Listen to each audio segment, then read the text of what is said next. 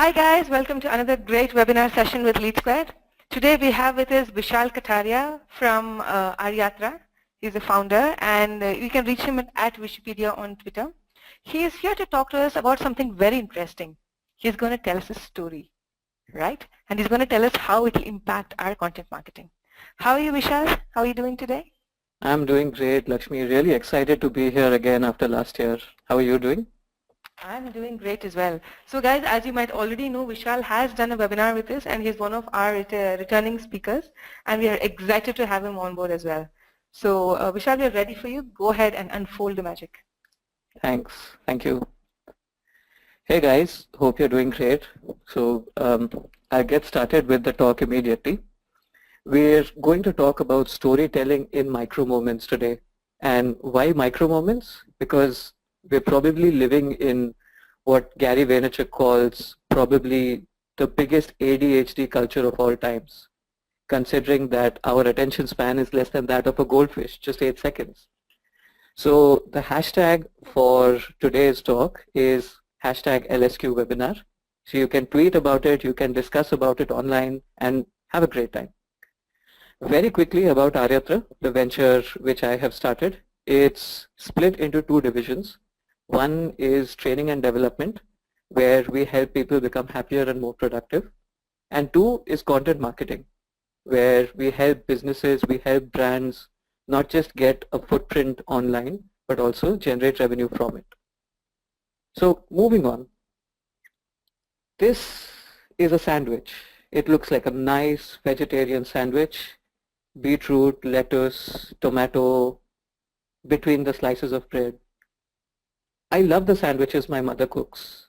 Lettuce, butter, tomato, potato, pepper, and slightly melted cheese, all between 2 toasts, 2 slices of toasted bread. Absolutely delicious. But how did the term sandwich come about? Here's the story. In 1748, British politician and aristocrat John Montagu, the 4th Earl of Sandwich, used a lot of his free time for playing cards. One of the problems he had was that he enjoyed eating a snack, but he wanted to keep one hand free for the cards.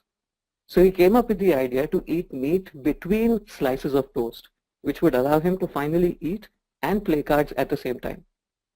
Eating his newly invented sandwich, the name for 2 slices of bread with meat in between, became one of the most popular meal inventions in the Western world. Now, I bet you remember some parts of the story each time you hear the term sandwich henceforth, isn't it? Why? Because you probably enjoyed the story rather than if it had been presented in bullet points. Storytelling originated around 400,000 years ago, at the same time when the Homo erectus learned to control fire. Fire allowed the extension of day and enabled our species to extend its creativity and imagination. 81% of fire-like conversations were dedicated to stories, and we've been entranced ever since. That's why novels, movies, and your favorite series, which you either watch on television or you watch online, are popular. In fact, personal stories and gossip make up 65% of our daily conversations. So take a minute, reflect on your day. Which conversations did you enjoy the most? The ones which had some kind of stories in it, isn't it? So why do we love stories so much? I'll go a little into science to explain this. If you attended my webinar last year, this slide is kind of familiar. Now when we listen to a PowerPoint presentation with boring bullet points, hopefully this is not one like that, the language processing part of our brain, the neocortex, gets activated. We decode the meaning of the words and that's it. Nothing happens beyond. But when we hear a story or when we narrate it, other parts of the brain along with the language processing parts get activated. According to research, the brain doesn't make a distinction between reading about something and encountering it in real life. Stories stoke our emotions, and those emotions affect our decisions. We might believe that decisions are taken rationally, but they're influenced by our emotions. Trust me on that. Have you ever heard a story and wondered to yourself, what would I have done if I was there? So We love hearing stories. Then why do we fail to tell them? Is it because of a lack of creativity? No.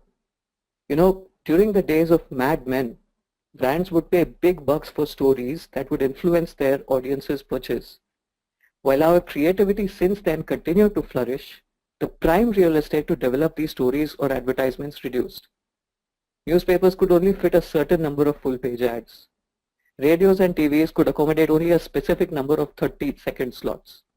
So advertising became less about storytelling and more about who had the maximum muscle or money to reach a larger audience.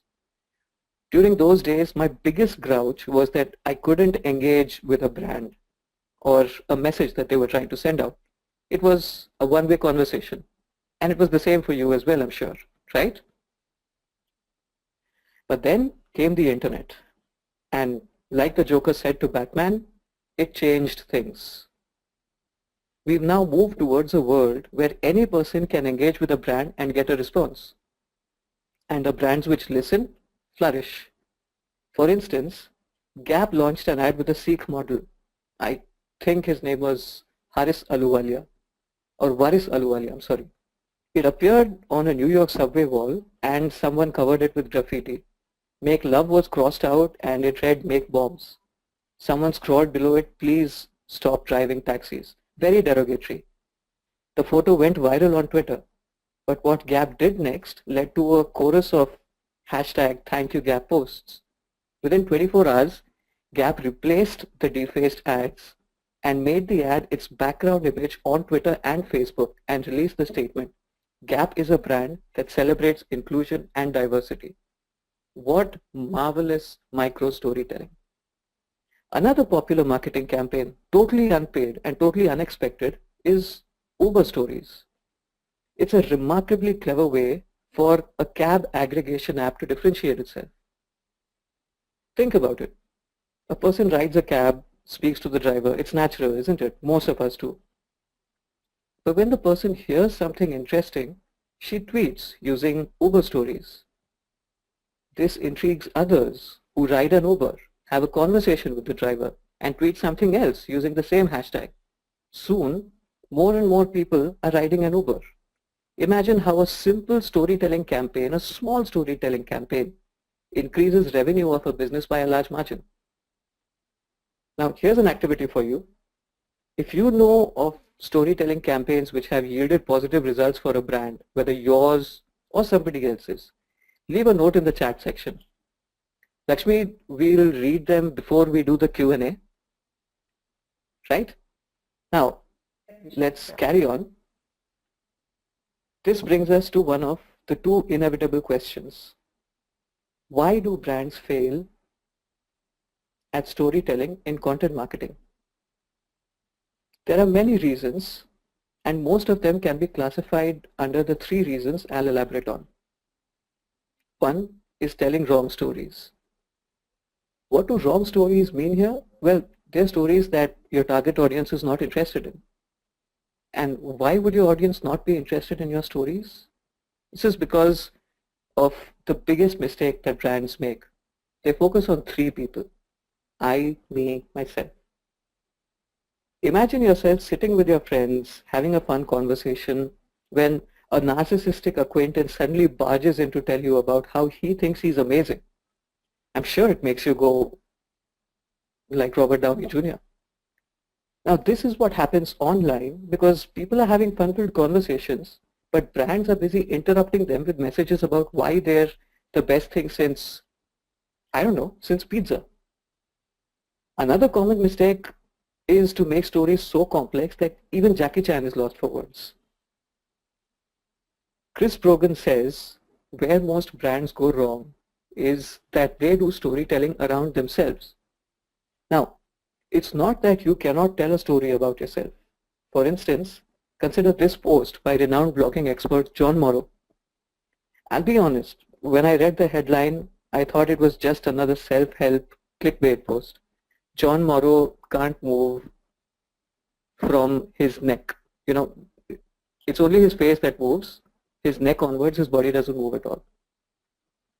And I remember feeling really low at that time, and for some reason I read the post. But boy, am I glad I did, because I learned a lot from this post, got plenty of lessons on how to lead my life. And this has gone into my bookmark section of articles in the Pocket app, and I read it once a month. Look at the number of shares on this post. Look at the number of comments on it. And look at the kind of comments that people were putting out. Imagine how much traffic this post must have generated. And if these are the kind of comments that people will put on a post like this, imagine how this must have made them feel. So it's ideally the perfect formula, despite him writing a story about himself. So find the right formula, give your audience something to take away from it, and you've got a winning story on your hands. A good story is where your offering is like Batman. It comes to save the day. Your offering, the hero, the protagonist, fights the villain, which is the customer's pain points, and rescues the customer or your target audience. But an awesome story is where, by using your offering, the customer becomes Batman, your audience becomes Batman, and fights the villains in their lives every day. So don't try to make yourself Batman or Bruce Wayne. Make your customer Bruce Wayne and make yourself the Batsuit. Then Bruce Wayne becomes a vigilante who fights crime and wins. This will give you an edge in a competitive market. Keep your stories simple. Let your readers take something away from them, and reduce adjectives or complicated nouns. Eliminate complexity. Exchange that with simple yet more heartfelt language. The second mistake brands commit is forgetting the context. Now, before the internet, we had learned that customer is king. Now we say content is king. That may be true, but context is like the intelligent advisor in the quote, the king's right-hand man, without whose guidance the king turns into a pawn whom nobody pays attention to. Context here means the platform. Where brands fail is in differentiating between individual platforms. They think of social media as something which is an amalgamation, but it's not. This is Facebook, this is Instagram, this is YouTube, this is Twitter, and this is LinkedIn. They're all different platforms. Unfortunately, brands put up jargon-based updates everywhere. They forget why people are on specific social media platforms in the first place, to have conversations. Imagine putting up an update on Facebook with terms like best in class, top of the line, synergy, value-added features, etc., etc. These might work better on LinkedIn, and I say might work better on LinkedIn. But on Facebook, quick images and videos will work better. On Twitter, witty, catchy, headline type updates will work better. On Instagram, well-shot behind-the-scenes photos about your brand, or quotes, or something like the hustle of everyday life, or the serenity of nature, or the happiness that you capture of somebody who's delighted by using your product. That's what works better. The third and most common mistake brands commit is not being human when they share their stories. They focus on traffic and impressions as being the ultimate metric. Yes, these are important, but you must understand that traffic and impressions essentially give you insights into what your audience likes. It gives you insights into human behavior. Don't use them as the be-all, end-all. Instead, use them to improve your content and engage with your audience further. Think about this. What would you choose? Would you prefer 600 clicks with a bounce rate of 92% and 3 seconds spent on your site? Or 200 clicks with a bounce rate of 68% and 3 minutes spent on your site? Would you prefer 10,000 impressions and single-digit engagement? Or would you prefer 500 impressions and 25 engagements? In both these cases, the latter is achieved when you find the right storytelling formula and deploy it. When you ensure that stories are all about you, for your target audience, and they're not me. The focus on impressions is why Twitter contests are so popular among agencies. But except contest mongers and so-called influencers who get paid, to tweet about them, the Twitterverse doesn't really pay attention to them. Instead of doing something like this, look to add value. Now, what is value? It's the intersection of what you offer and what your audience needs. Mind you, I said needs, not wants. There's a huge difference there.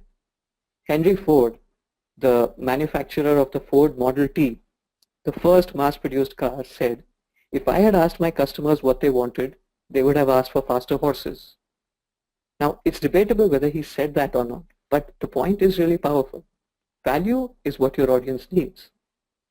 Think about Apple. Think about GoPro. If any company should add jargon in their posts, be all me, we're the best, we do this, we do that, and focus on traffic and revenue, it's them. And yet, we have rarely, if ever, seen advertising in non-storytelling format or non-user-generated content from them. Paul Crandall, the senior vice president of GoPro, says, we're not just a camera anymore. We're an enjoyment platform for people around the world to watch. If you haven't seen GoPro or Apple ads, I highly recommend you check them out on YouTube. Both these companies are a perfect example of making their customers Batman and using those stories as an integral part of their marketing campaigns. So don't focus on traffic, focus on value instead.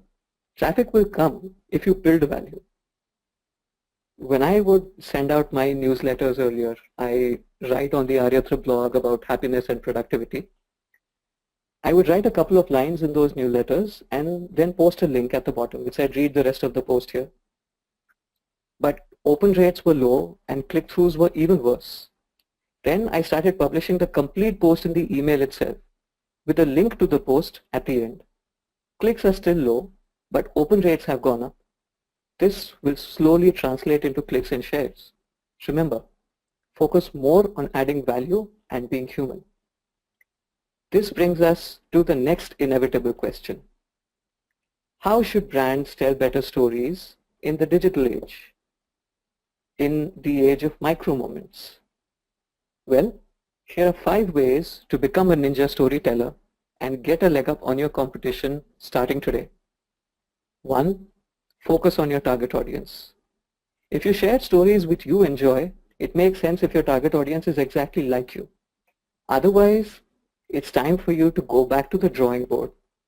Draw a picture of your audience, what she looks like, where she hangs out, what her DGFFs are.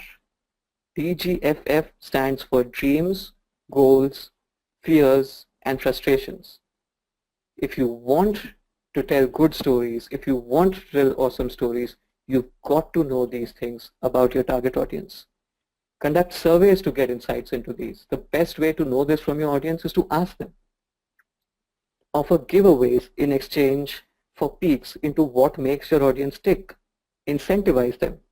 Then make stories with your audience as the drivers and heroes to address their dreams, their goals, their fears, their frustrations. Second, quote experts. Experts here are people who influence your target audience's buying behavior.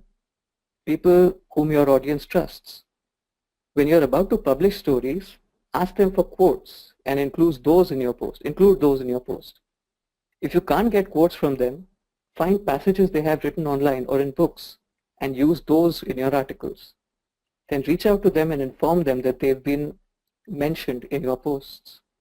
It adds credibility, thus enabling you to tell better stories. For instance, I wrote an article for LeadSquared about CTR hacks and quoted and linked to Larry Kim, the founder of WordStream, in it, one of his Pareto's principles. He ended up tweeting the article, which got a good number of retweets, as you can see, and a good number of clicks as well. Another example is Anna Vital, who makes pictorial timelines of popular products and entrepreneurs.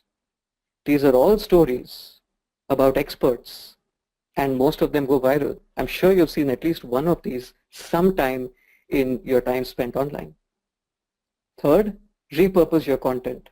Don't let it die. Identify which content resonates with your audience and repurpose it on various platforms. turn it into videos or infographics or make PPTs out of it for SlideShare or use case studies.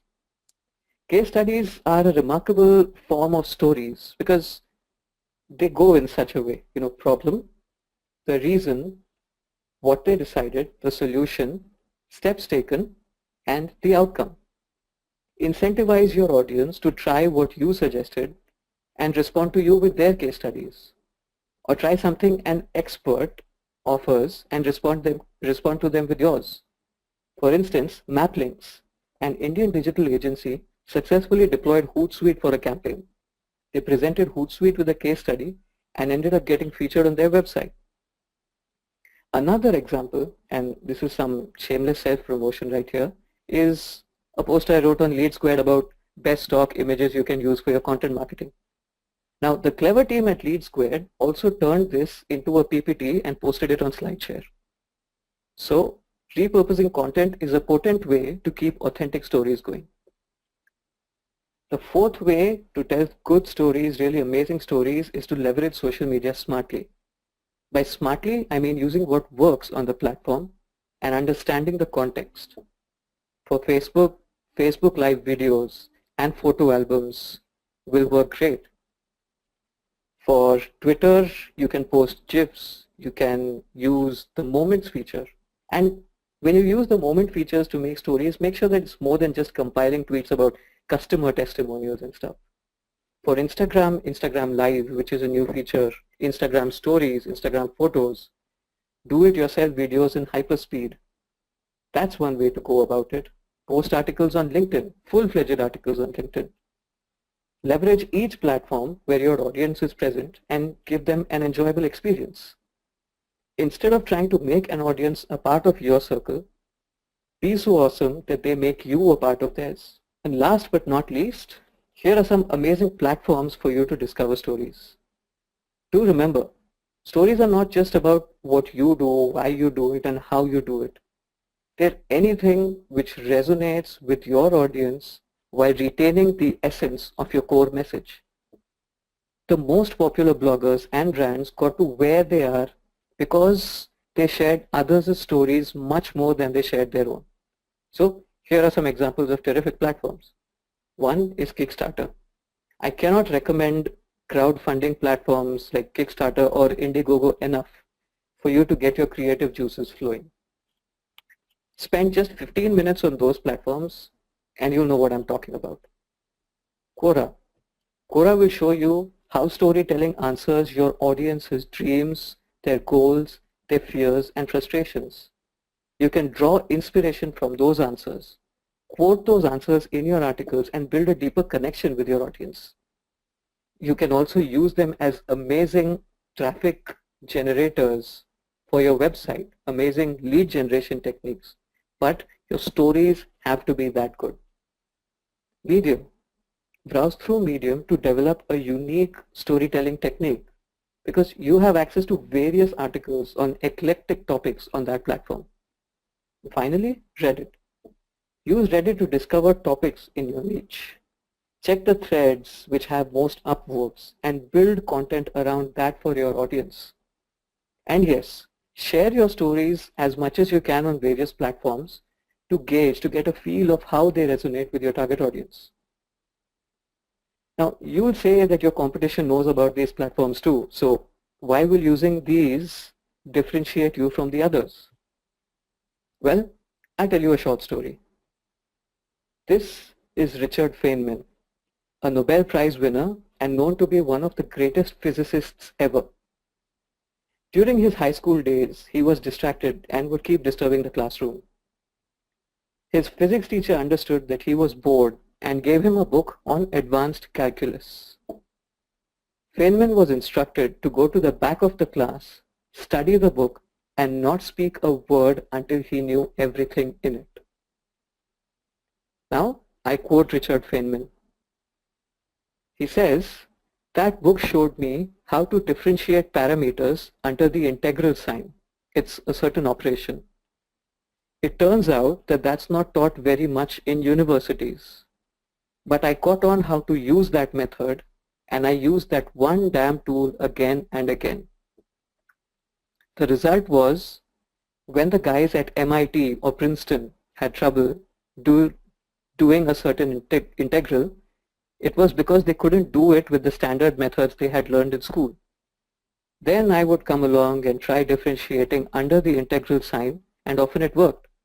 So I got a great reputation for doing integrals only because my box of tools was different from everybody else's.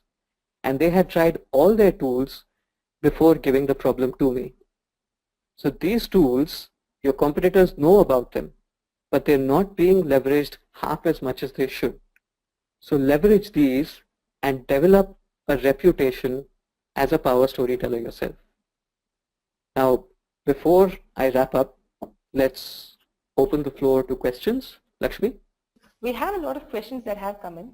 Coming to the stories that you asked them to. Yeah, let's start with the stories. Yeah. So remember, the first person who answered it was the Airtel ads and close-up ads. Okay.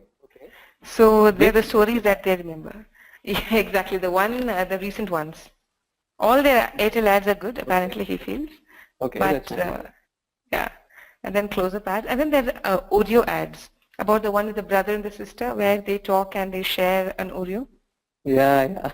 They dip it in milk and stuff. Yeah. Exactly. Yeah, that's the one. That's the one. Okay. Then Rohan says that the Samsung ad with the blind girl. I have not seen that ad actually. So do you have any idea about it?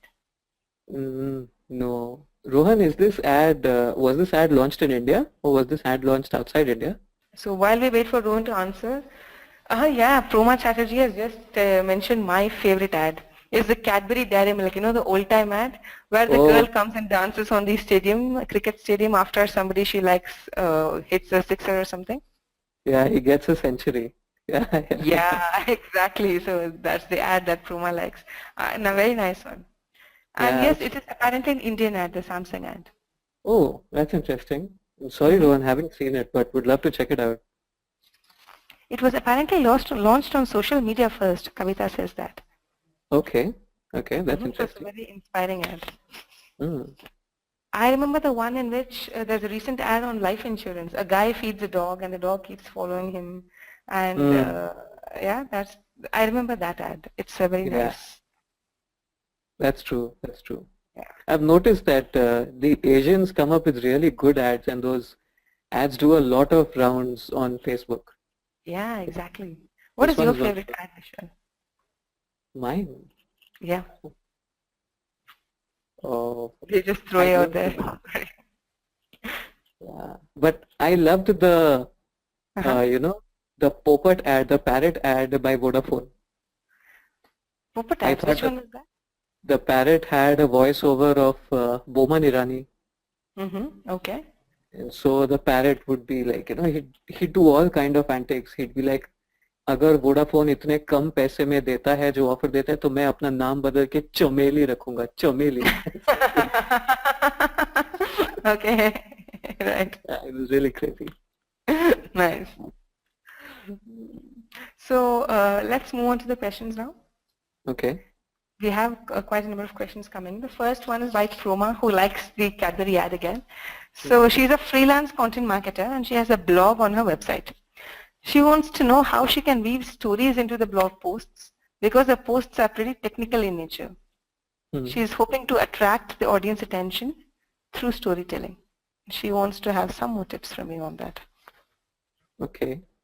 So she wants to write about content marketing, isn't it? Yeah, she is a freelance content marketer, yes. But it's a pretty technical blog. So Pruma, yeah, that's what she wants to write about. Okay. So two things can be done here. One is a lot of case studies where she tried something that worked and, you know, going in depth into each of those things. Like for instance, if she's a content marketer, then is she using Facebook for advertising? And if she uses Facebook for advertising, what kind of people did she target? Did she use the Facebook pixel? And, you know, a lot of how-to posts will be good. They become case studies and stories. Secondly, she can quote a lot of expert content marketers like Rand Fishkin, Neil Patel, Michael Stelzner from Social Media Examiner, John Morrow, anyone. Proma, I don't know whom you follow, so I'm just shooting from the hip here. But she could quote them saying, this is what they suggest we should try, and you could build on your case further over there. Of course, another method of doing it will also be repurposing your best quality content or the content which has resonated most with your audience, which you'll find in Google Analytics, and then converting that into infographics. Infographics will work brilliantly. Converting them into slide share presentations, making how-to videos if possible, and if you can put those up on Instagram, using hyperspeed and stuff, then those should give you a much larger viewership, and they should convert people into becoming more aware about your website and your work. Hope that answered your question, Proma. Okay. So we'll move on to the next question. This is from Mallikarjuna. Which is the best content marketing strategy for B2B companies?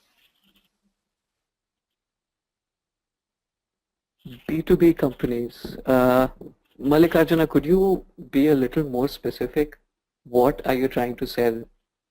Or how are you trying to get in touch with who your target audience is? How are you trying to get in touch with your audience? Who are they? Okay. So Malika, while you reply to us on that, I shall take up one more question.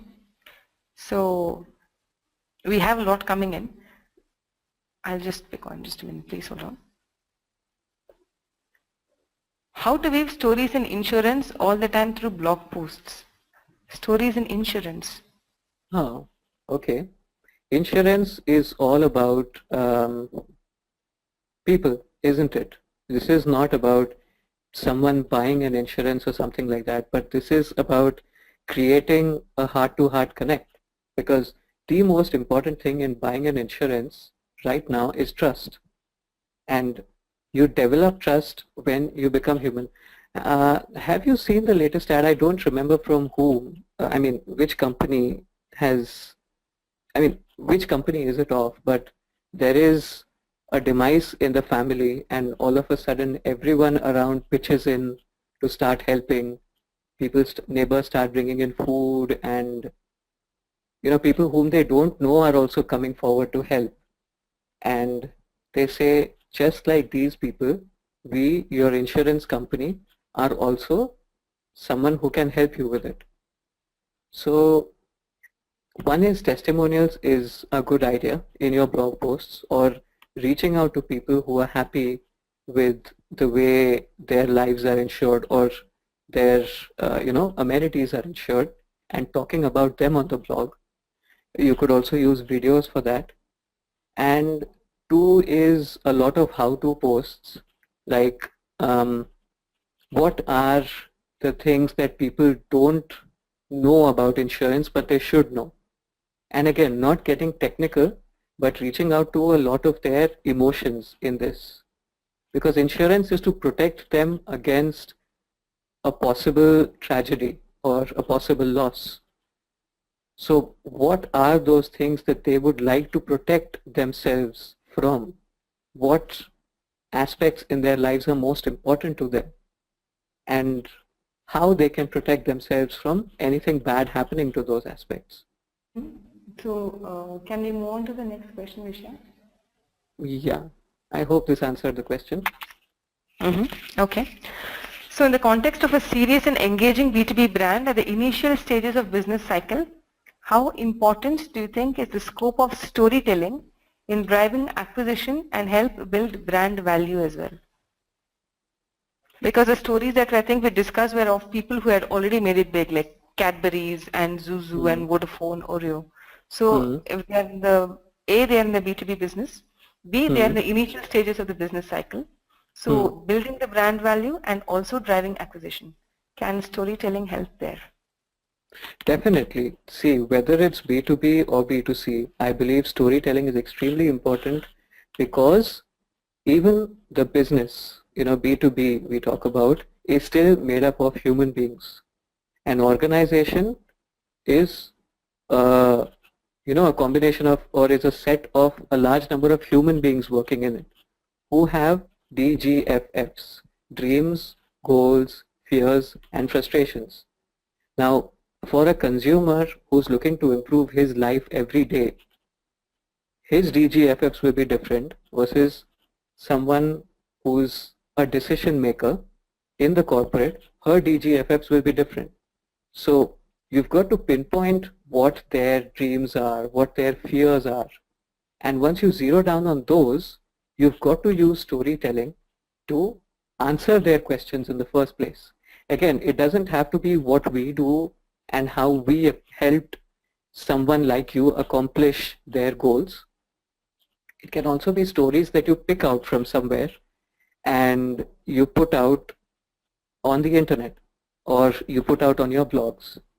And when people read your content, when people feel like what you write makes a lot of sense, when they connect with your content, when it's somewhere assuages some of their fears, they'll sign up as, maybe they'll sign up as newsletter subscribers. They won't become your customers upfront. But when you repeatedly keep giving them with content which they cannot turn away from, when you get to the level where, when they get to the level where they're happy to see your email in their inbox because they say, okay, now I'm going to get to know about something which will answer some question of mine or which will help me get rid of some frustration, they'll eventually turn into a lead. And that lead will stay for you for much, much longer than if you acquire a lead very quickly. Hope that answers the question. So we have a very similar question from Tony, but he deals with luxury estates. So, and they are focusing on utilizing social network profiles to create a clientele through their posts. How does the content help attract a great target audience or a specific list of buyers? So this is, he said this is luxury estates, right, Tony? Luxury estates. Okay, luxury estates. How can stories be used here? Well, one is that a lot of stories could be about architecture inside the estate that they're selling. So tips on what would make that place look much better. Because we don't essentially just have to sell a luxury estate to a person. He doesn't have to see the exterior or the way the walls are, etc. You want to show your audience what it can look like even from inside. You want to make it so beautiful for them that they can literally see themselves swinging on the swing or waking up in the morning and looking out of the balcony, sipping a cup of tea and hearing birds chirp or hearing the oceans and stuff like that. So I can't go really deep into how you can build stories around each and every one of these right now, because that will get really specific and that might take some time to come up with answers for. But it's important to show your target audience what they can accomplish or what they can get. And of course, you can do that by giving them a picture through stories, and you can also show them what others have done if they're okay with sharing, your other customers have done if they're okay with sharing it through stories. A lot of visual ideas will go into, will play a key role, because if you're talking about something which is luxury, then, the visual approach is quite important over here. So think about videos, think about infographics, think about images, carousel images on Facebook, think about a lot of images in your blog posts if you put out blogs, etc. Use images to drive your stories. Hope that answers the question. So all of those of you who have asked about examples of stories, I'm sure you can pick up tips from there about using images as well for your stories. So we will go into a little more particular questions now, like they are a lot more precise. So what would be the best platform to reach hoteliers and restaurateurs? Hoteliers and restaurateurs. Yeah. So Are these people who own hotels and restaurants? Can you please give us an answer to that? In the meanwhile, Ram says that he has a diamond jewelry store in Mumbai and he Okay. thinks it's the most difficult product to sell. Why, Ram? Why? Diamonds are nice. So what should be the best story to promote it? The best story to promote diamonds.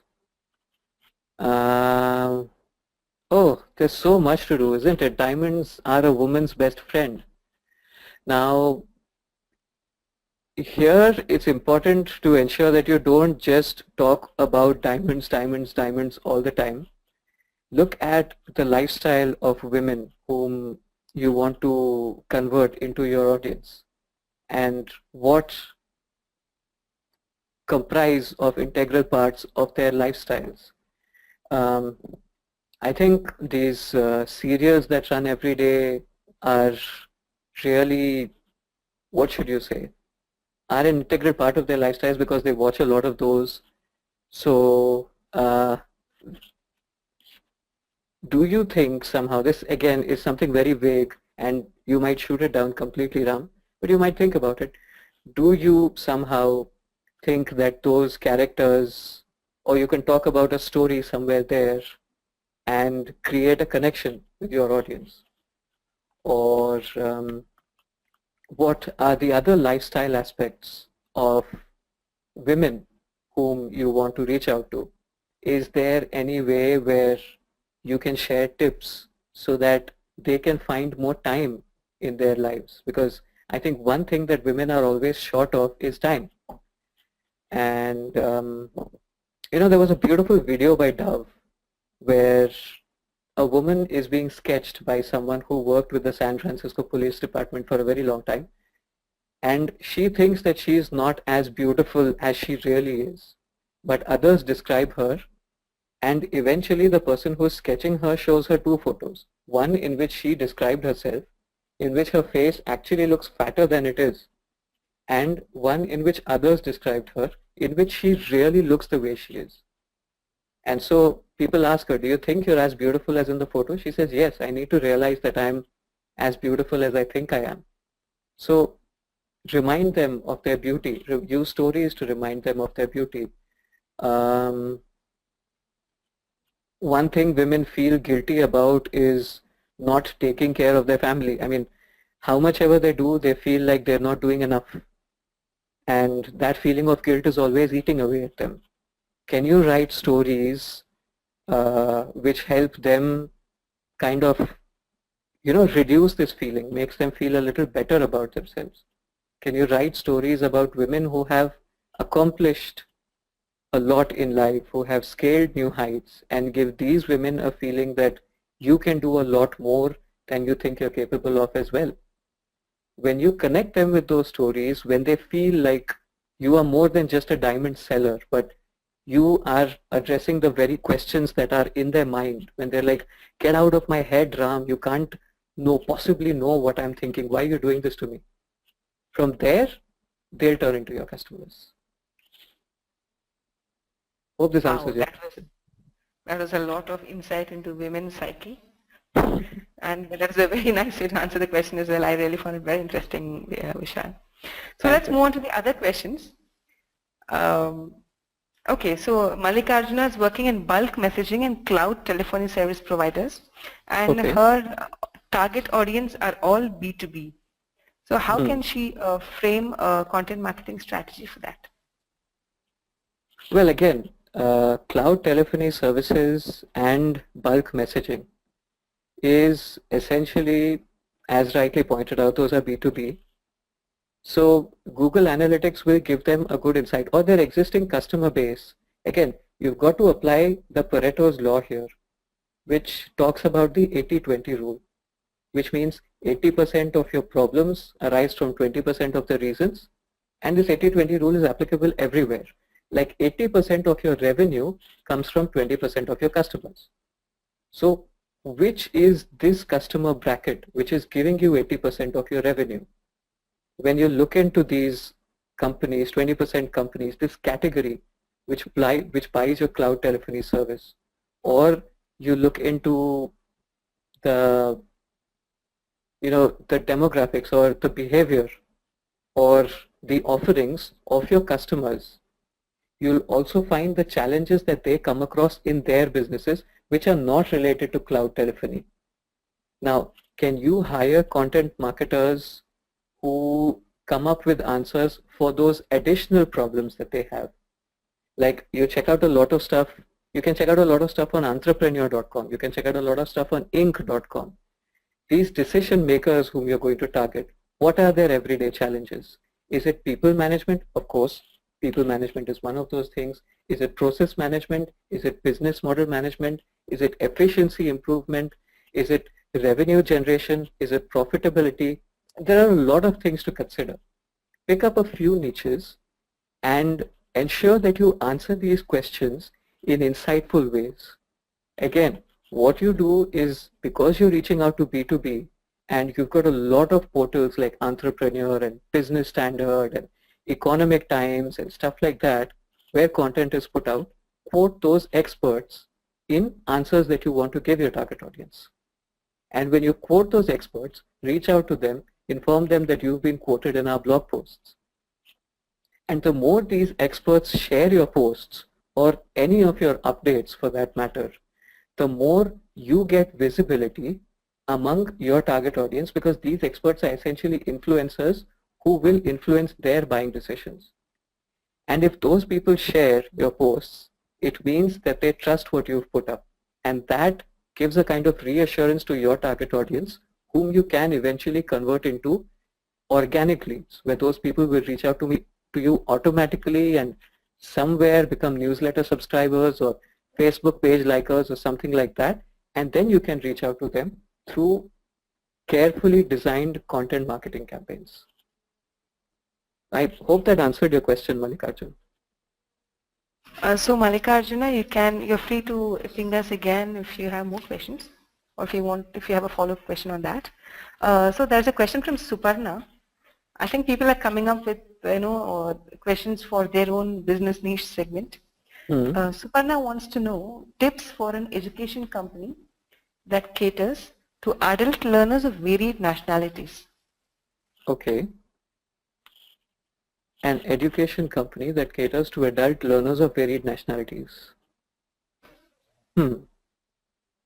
Suparna, I'm assuming this is a platform like Udemy and Coursera or Khan Academy. Is that correct? Or is your business model something else? Suparna, can you please tell us about what business model it is exactly? Just let me know if it's like Udemy or Khan Academy or it's like something else. Okay. It is an international teacher education institute. Okay. It's a teacher education institute. Okay.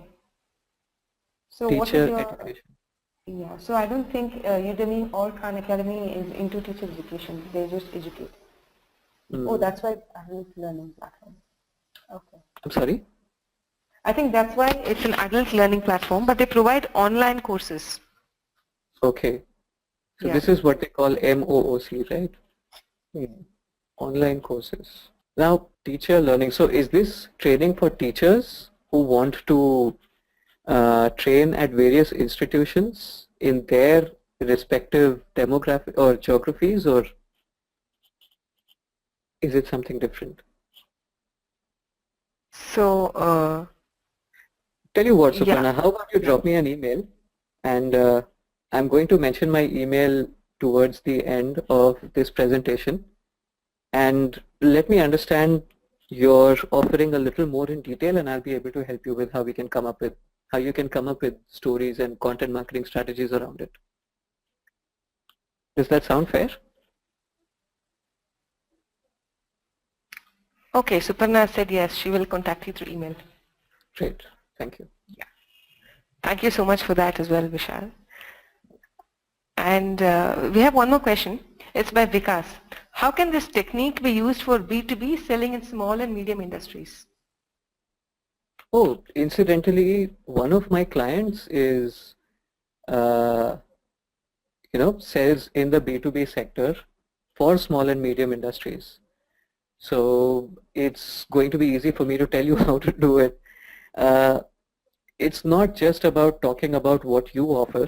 So our strategy for that client is such, I won't take the client's name, but our strategy is one where we also talk about entrepreneurs. One of our posts is about entrepreneurs who have really struggled and yet they've made it big.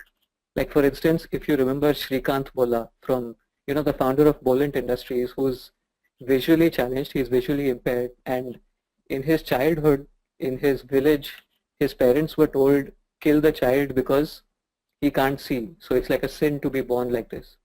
And today he's the head of a 50 crore company and he's raised a round of funding from Ratan Tata, and he hires and employs people with disabilities or uneducated people. Or you talk about Mansukh Prajapati, the founder of Mittikul, a company which makes electrical appliances without electricity, refrigerators and stuff, microwaves and stuff like that, which don't use electricity at all. Instead, they use clay. So that is one story that you put out which really resonates with people.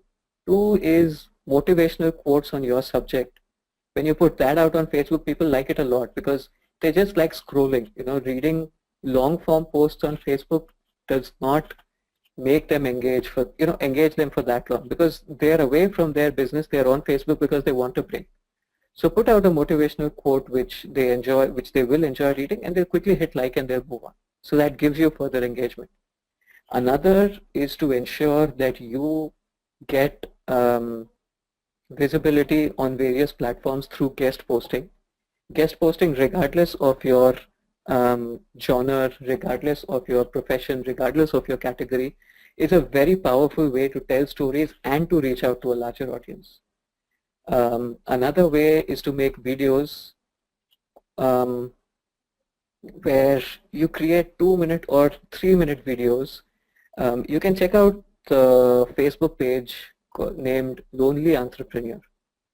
I think his name is Abhijit Bam. So what he does is that he puts out 2-minute videos on most pressing challenges of founders of the SME sector on Facebook. So if you can do something like that, you have a back and forth going. And you can probably also ask your target audience what they want to hear about and put up content accordingly.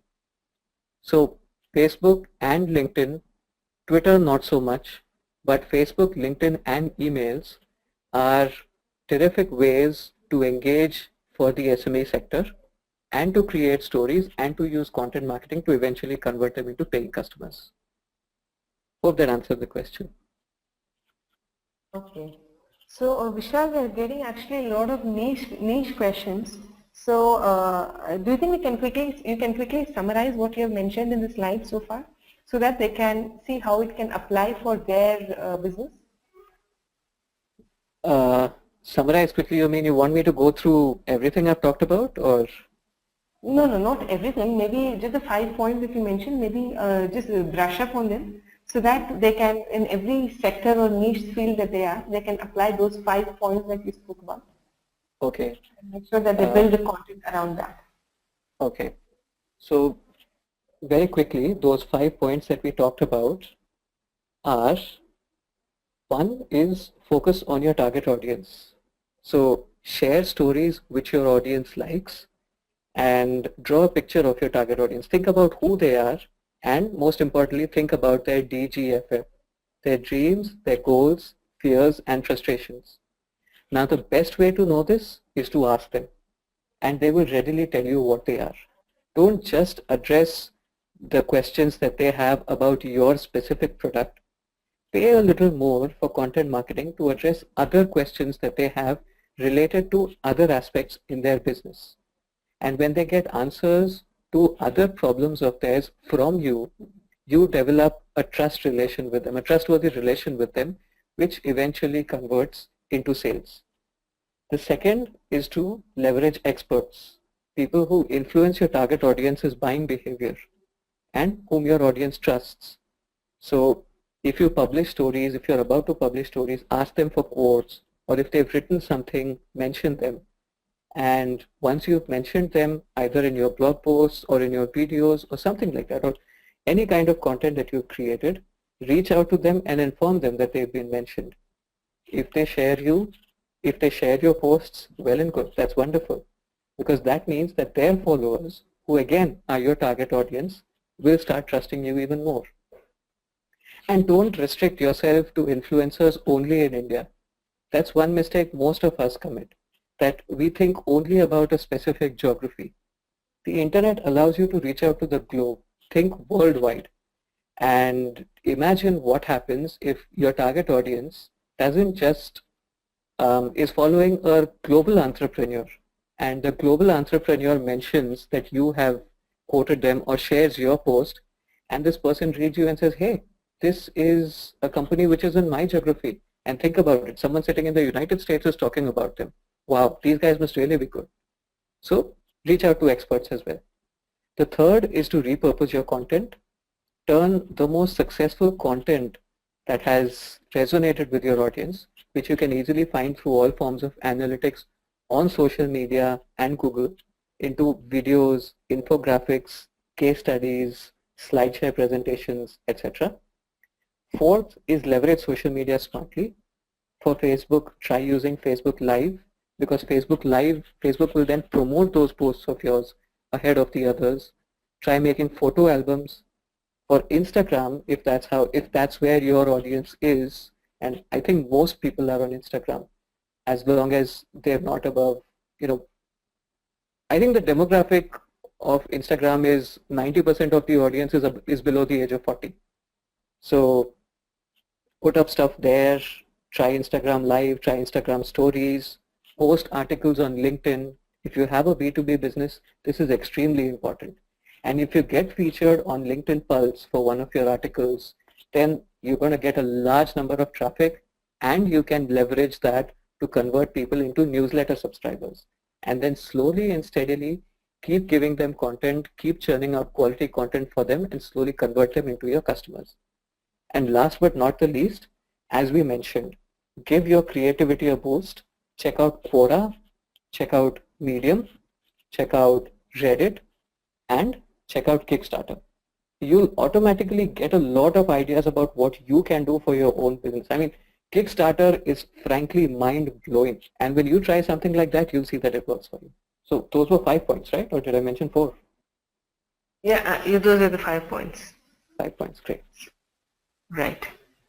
So guys, I get that you have a lot of specific niche questions to be had.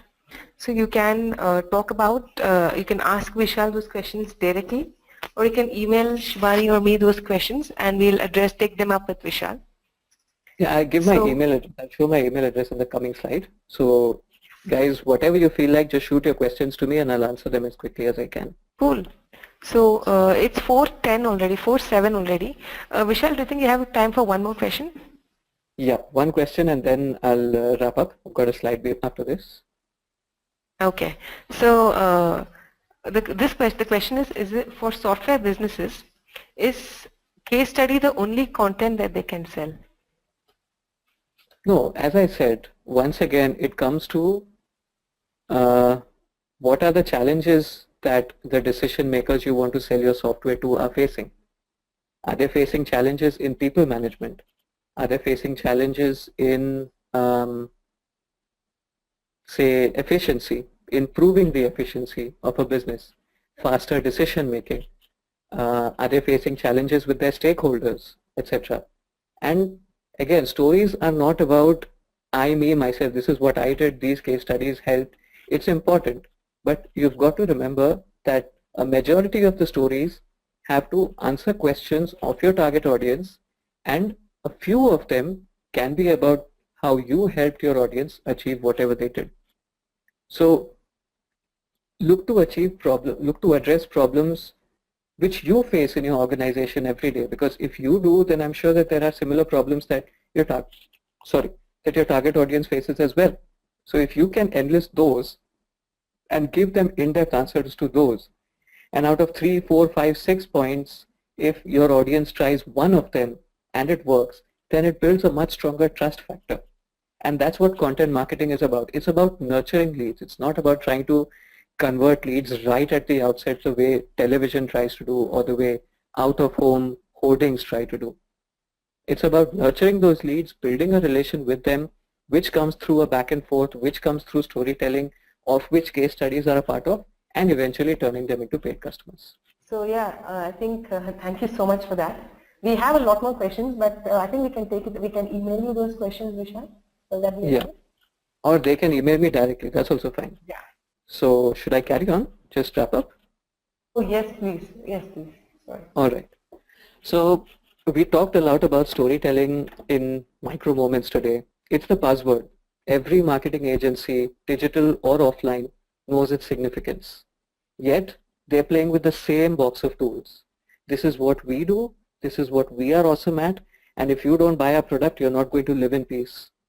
But that's nonsense. That doesn't work. It's not how it works. The amazing storytellers are like Don Draper from Mad Men. They make really awesome stories. They grab the two most valuable assets of your audience, time and attention. Remember that people don't buy from companies which splurge maximum money. They buy companies they trust, and that trust comes with authentic stories. Make your target audience a hero. Inspire them, agitate them, delight them, make them feel something, make them feel anything. When you are worthy of being talked about, they will talk about you. And that's the best form of marketing you can engage in. So this is my email address, guys. If you have any questions, please feel free to drop me an email and I'll answer them as soon as I can. Thank you so much, Vishal. That was an amazing webinar. And I really like the last slide a lot. I think it brought home the point of content marketing very succinctly. Like you don't talk about your product, you talk about what the user can do with the product. Yeah, that's absolutely very, very nicely done. And thank you guys for joining in for the session. I hope you found a lot of information from it. I hope you liked the session as well. And Vishal has already shared his email ID with you. You can also write to us at shibani.roy@leadsquared.com and we will get back to you with the questions. For those of you who are looking forward to the webinar recording, we should circulate it in a couple of weeks. Please don't worry about it. Yeah. And thank you, Vishal, for making time for us and coming all the way one more time to present with LeadSquared. We love having you every single time. Thanks a lot. Lakshmi. And thank you to the team at LeadSquared, and thank you, wonderful audience, for giving me a patient ear. Have a great time. Bye-bye, guys. See you for the next webinar. Ta-ta. Bye.